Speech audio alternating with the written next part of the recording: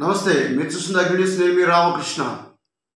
మార్కాపురం పట్టణంలో రోడ్లన్నీ అక్రమాలకు నిలయంగా మారాయని, రోడ్డుపైనే బంకులు పెట్టుకొని యథేచ్ఛగా వ్యాపారాలు చేసుకుంటున్నారని, ఆ అద్దెలు మున్సిపాలిటీకి ఎంత వస్తున్నాయి, వాటి నిర్వహణ ఎలా ఉందని టీడీపీకి సంబంధించిన మార్కాపురం కౌన్సిలర్ నాలి కొండయ్య యాదవ్ ప్రశ్నించారు. మార్కాపురం పురపాలక సంఘ సర్వసభ్య సమావేశం చైర్మన్ చిర్లంచర్ల బాలమురళీకృష్ణ అధ్యక్షతన జరిగింది. ఈ సందర్భంగా పలువురు సభ్యులు మార్కాపురం పట్టణంలోని పలు సమస్యలను ప్రస్తావించారు.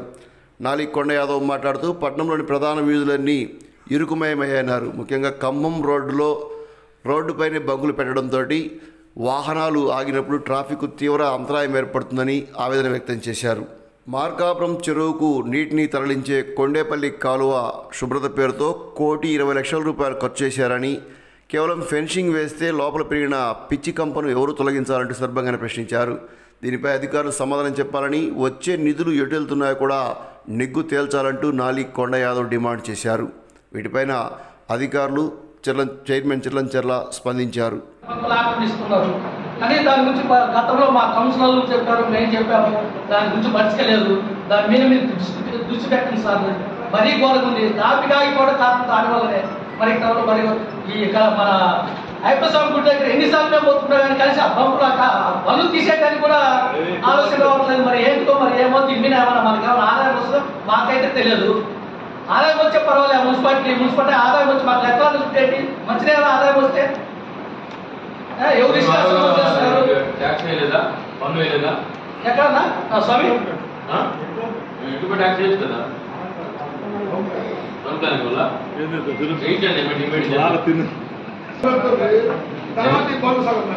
మళ్ళా పనులు విపరీతంగా ఇబ్బందికరంగా ఉంది.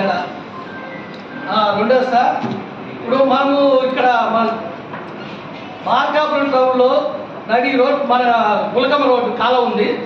కనీసం అది ₹1,20,00,000 పెట్టి చుట్టూ ఇది మాత్రం వేశారు. కానీ లోపల చెత్త శనాలను తీయటం అసలు లేదు. కనీసం దోమలకి విపరీతంగా జనాలు ఇబ్బంది పడుతున్నట్టు అంత ఇబ్బంది పడుతున్నారు.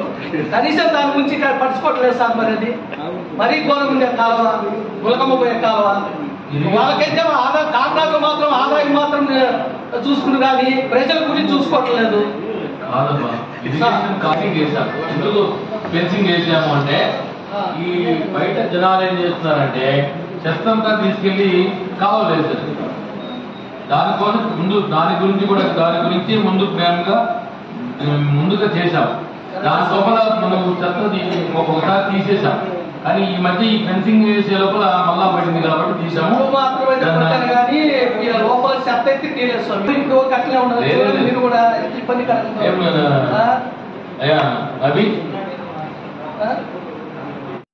Thank you for watching Agri News.